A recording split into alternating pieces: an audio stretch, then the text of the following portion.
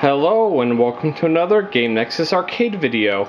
As you can see, what we have here right now is the original Naomi unit, of course the power supply, but no GD-ROM as we're using a Naomi cartridge, which is GunSpike, but of course since this Naomi has the USA Bios in it, this is going to be running as GunSpike. And like way over there on the board you can kind of see our JAMA to JVS IO board and the arcade power supply. And as you can see on our screen here, we're in the test mode, and you can see it says right on the screen there GunSpike. So I'm just going to go ahead and get out of test mode. And since I'm just running the game as a cartridge, there's no need for using that setup over there, and I can just use the original Naomi. And if you didn't know, the Naomi is actually backwards compatible. Well, the Naomi 2 is backwards compatible with Naomi games, and as you can see, since I have this in USA mode, it has all the warnings and everything. And you can see here's your intro here, which I've uploaded as a separate video. But yeah, let's go ahead and get right into this, and let's take a look at a little bit of GunSpike for the Sega Naomi Arcade. Okay, and here's the intro screen for GunSpike. This game was released in the year 2000 on the Sega Naomi Arcade hardware. And as you can see here, we have all the characters unlocked, which actually only required 2 operator codes. The first one actually unlocked Bonnie Baby Hood, or BB Hood, or as she's known in Japan, Boletta, and Mega Man. And then the other operator code unlocked Cammy's Shadaloo outfit, as you saw. If you could toggle it by pressing up and down. Now, just to briefly mention my history with GunSpike, this was one of those games that I had heard about at some point, I think when I had a Dreamcast, and I was thinking to myself, not only is it like Cammy, my favorite Street Fighter character, but it's like named after one of her special moves.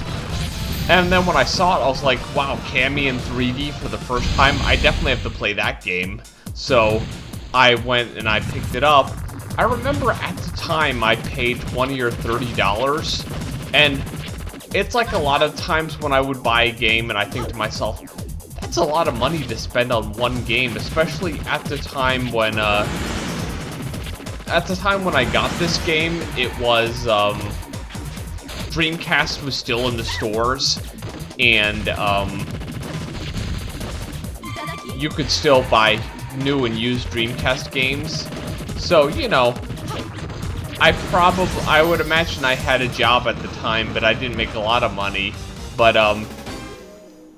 yeah, this was a $20 or $30 game, and from what I understand, from what I've seen on YouTube, this game can sell for like $100 or $150 for the USA Naomi version.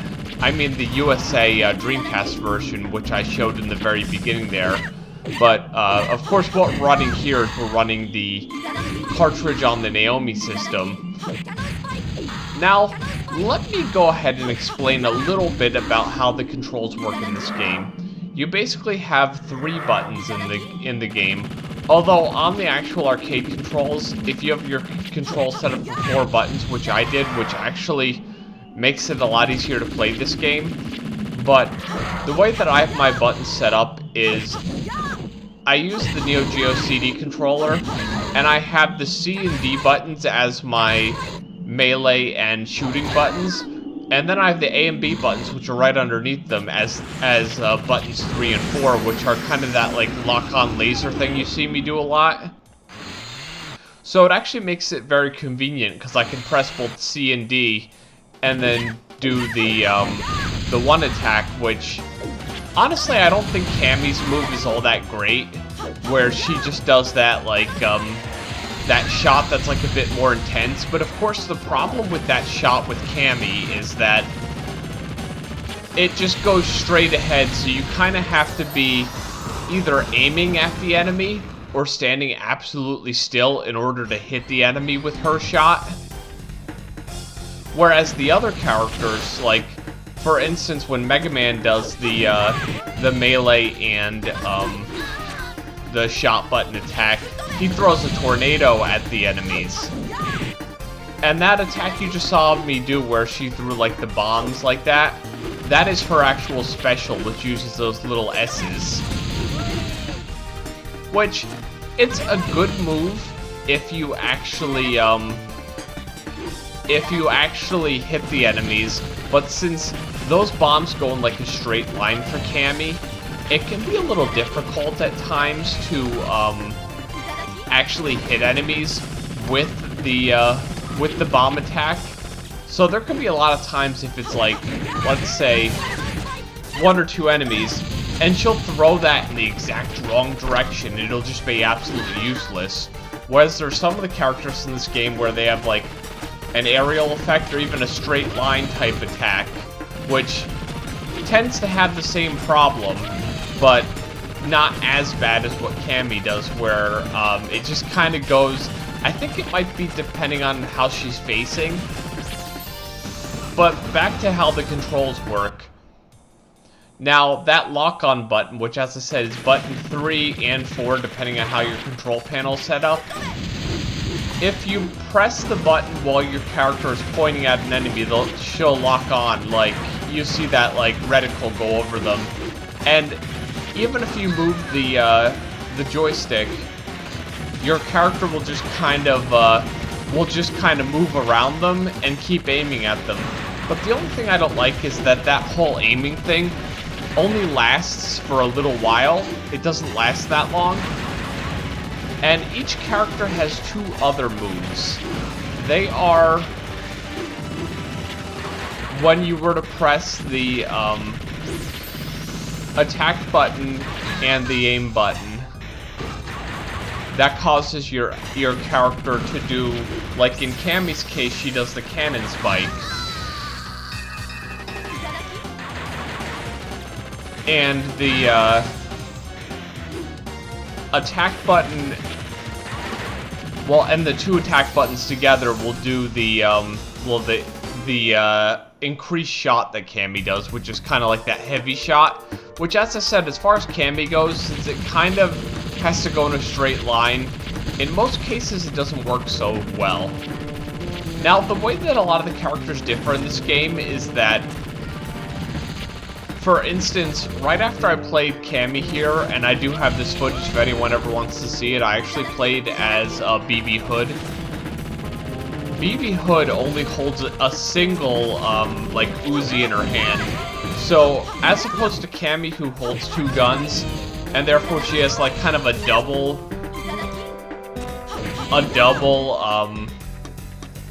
stream of fire, BB Hood only has 1 stream of fire, and she's a bit slower because she rides like this little scooter. So every enemy has a different type of shot, a different type of melee, and of course those 3 attacks, the heavy shot, the like melee and aiming button, and the special or super move or whatever you want to call it that uses those red S's is different.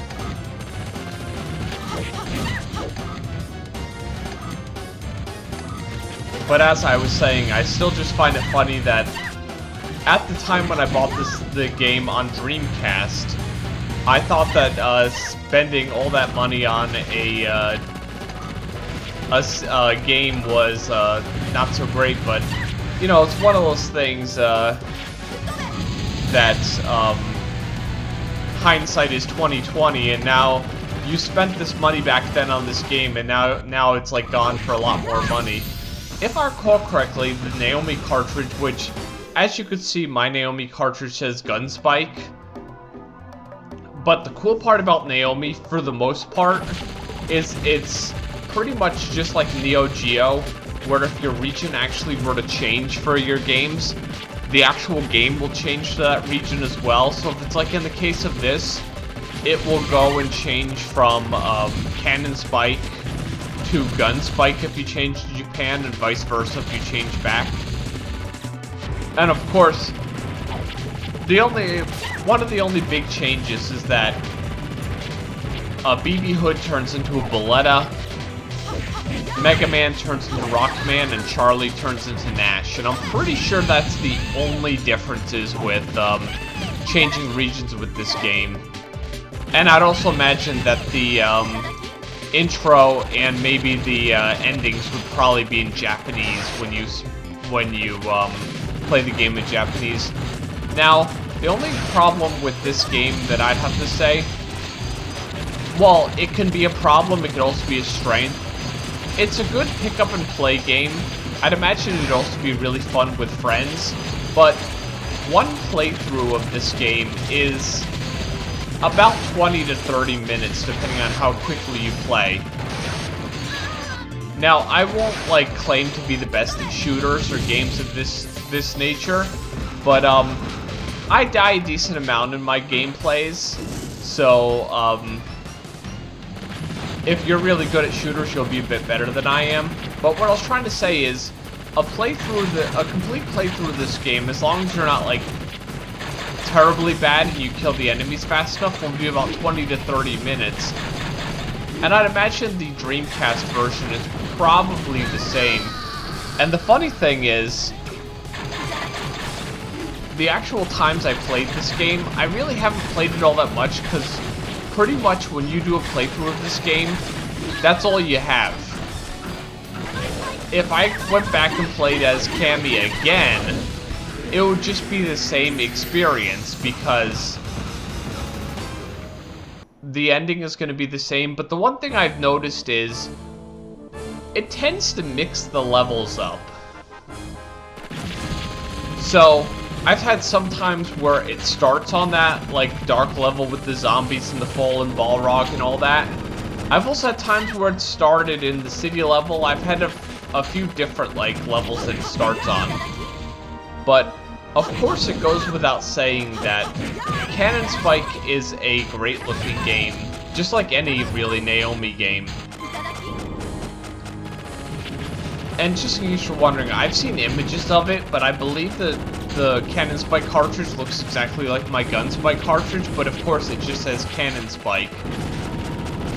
And the funny thing I definitely have to say is, in playing this game, at the point of recording this video, I have played almost every character, missing a couple, but as you see the strengths and weaknesses of each character, as I was making the example of how BB Hood has the weaker regular shot,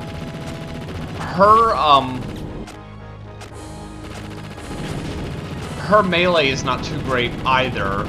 So, for instance, if you hit the melee button with her, she'll just hit a character with her purse. And she has another move where she'll throw a little bomb. And then her, special or super move is, she grabs this big, gun and starts shooting, rockets at the person. But what I was saying is, as you play as each of the characters in this game, you'll quickly figure out what is the strength of each of the characters. Personally, I think that, Cammy is a good all-around character because her shot's good. Her melees are really good. Her, of course, her Cannon Spike is really good, but you have to be close range with that. And her, that bomb thing where she throws 3 bombs, it can be good, but it's kind of a straight line thing that if you throw it the wrong way, an enemy won't get hit. Now, the one character, Simone, she's that character with the, I think it was pink hair that you would see in the intro. one thing that she has over Cammy is she like has a katana, and her melee is really strong, but her shooting is not as strong. So basically, as you try another character in this game, you'll quickly figure out like their strengths and weaknesses.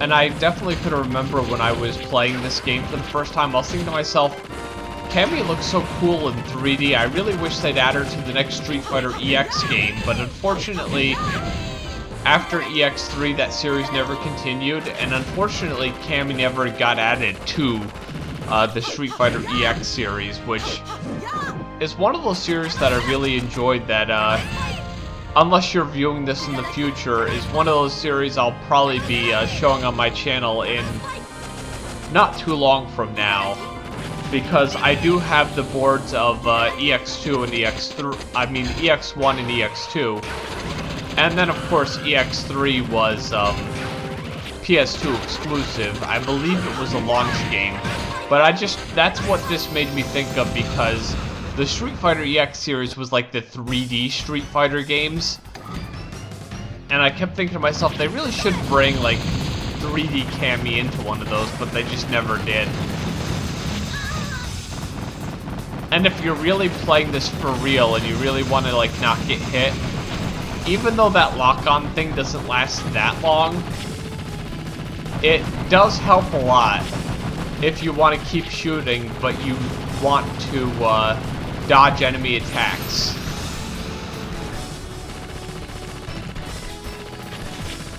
And I definitely say some of these bosses are kind of cool, but if you've watched my channel for any length of time, I've never been like a big shooter player, so like I know some people will see like these bullets from an enemy and they'll be like, oh wow, that's that pattern that I saw from that game. I know exactly how to deal with it, but he keeps getting hit by the bullets. But I just don't play all that many shooters myself, so I'm not used to dodging all the bullets. And that's one thing I always hated, especially when you played in the arcade. You would die at the same time the boss dies. So in order to get to the next stage, you had to pump in another quarter. And the funny thing is, when this was on my TV when I was actually playing it, the actual stage indicator on the top there was like almost completely cut off. But I was actually glad when I saw this footage, and it actually is visible.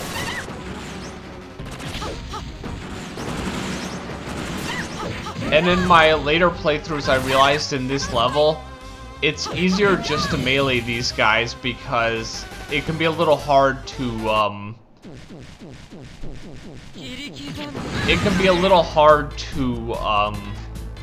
shoot them. And the funny thing is, it's been a good while since I played this game, and when I first saw this level with Revenger Balrog in it, and like the way that it showed her, like it showed her from both sides, I was thinking, wait, don't tell me I have to face two of them now. But once I got into there and it only had her, I was thinking, oh, they were just being all dramatic and showing her from both sides. And now that's the one thing that I think is really weird, is that I can understand like robot enemies blowing up, but when it's like that Revenger Balrog or any human character and they blow up, that's just really weird if you ask me. And that's another nice touch with Mega Man, is when he dies, he explodes into those little energy things like in like one of the Mega Man games. It's a nice little touch and a nice homage to the Mega Man games. And of course, Revenger Kabuki is the like enhanced form of that enemy that had the guns floating around him from earlier.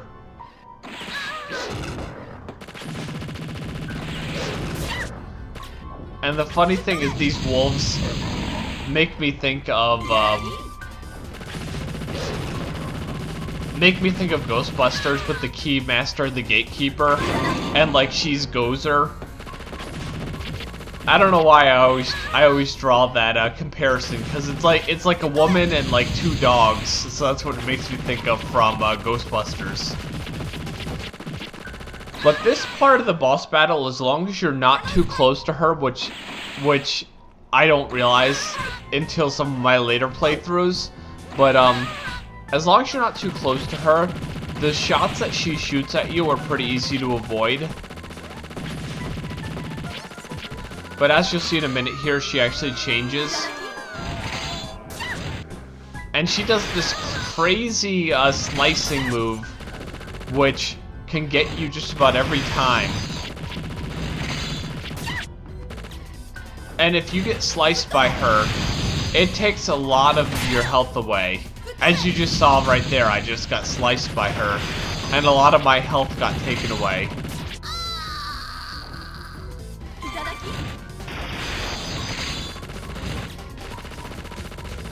And one of the funny things that about this game is I hadn't really thought about it much in a good while. Like, I haven't done a video until, well, right now.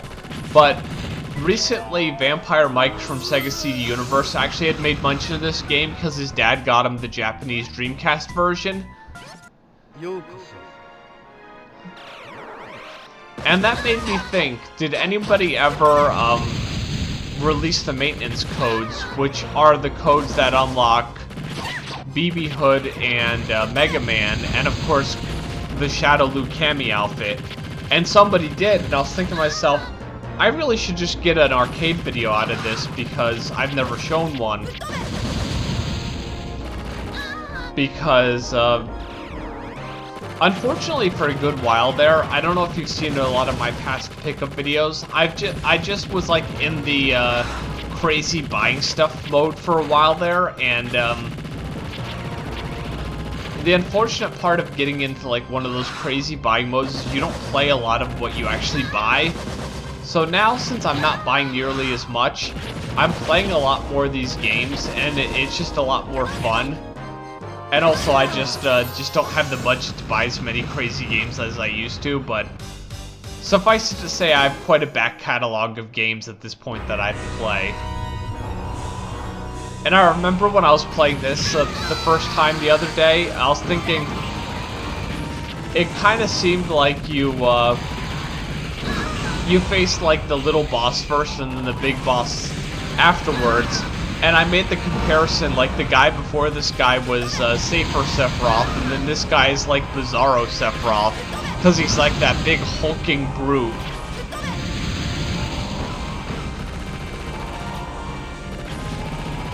And especially looking at the footage right now, this game just looks amazing. Especially for Naomi, which, if you're not familiar with Naomi, the regular spec Naomi, which is what this game runs on, is basically a Dreamcast spec. I believe it has like 4 times the audio RAM since it's not spooling off of a disc. And the CPUs and GPUs are all the same. Now, when you went up to the Naomi 2 spec, basically Naomi 2 is just that. It's 2 times what Naomi was. And one CPU and GPU set drew one half of the screen, and the other CPU and GPU set drew the other half of the screen, so you basically could have twice the graphics fidelity, which is why games like Virtua Fighter 4 were possible with such high resolution graphics. The only unfortunate part is that Naomi 2 wasn't adopted as well as the original Naomi system. But just like with the Wii and the GameCube, or the PlayStation 2, the Naomi and Naomi 2 are fully backwards compatible, so any Naomi cartridge